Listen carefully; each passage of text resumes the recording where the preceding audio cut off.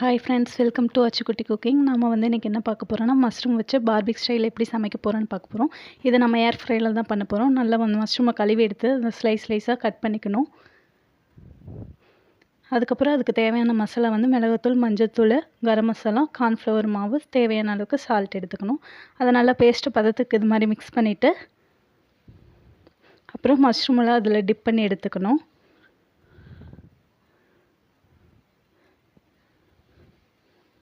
நல்லா டிப் பண்ணி எடுத்துகிட்டு அதுக்கப்புறம் பார்பிக் ஸ்டிக்கில் வந்து இதை ஃபுல்லாக வந்து இந்த மாதிரி கோர்த்துக்கணும்.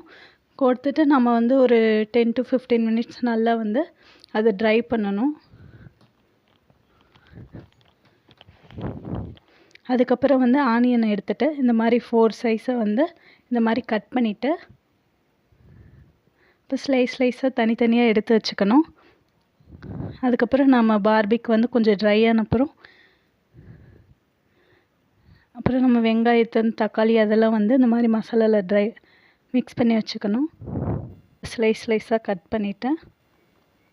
இது உங்களுக்கு வேணும்னா நீங்கள் அந்த மஷ்ரூம் கூடயேவும் சேர்த்து இது பண்ணிக்கலாம்.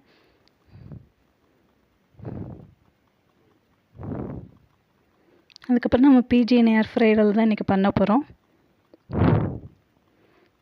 ப்ரீ ஹீட் வந்து 3 மினிட்ஸ் பண்ணிக்கணும். ஏர் ஃப்ரையரை நல்லா க்ளீன் பண்ணிட்டா.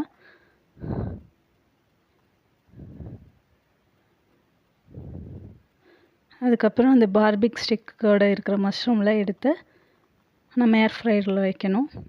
இது வித்தவுட் ஆயில் தான் பண்ண போகிறோம். இது நல்ல ஹெல்த்தியான மெத்தடு. அதுக்காண்டி தான் ஏர் ஃப்ரையர் யூஸ் பண்ணுறது. நம்ம வந்து இது 10 மினிட்ஸ் 200 டிகிரி செல்சியஸில் பண்ணுறோம். இப்போ மஷ்ரூம் பார்பிக் ரெடி. இது மாதிரி நீங்கள் வீட்லேயும் ட்ரை பண்ணி பாருங்கள். இந்த வீடியோ பிடிச்சிருந்தா சப்ஸ்கிரைப்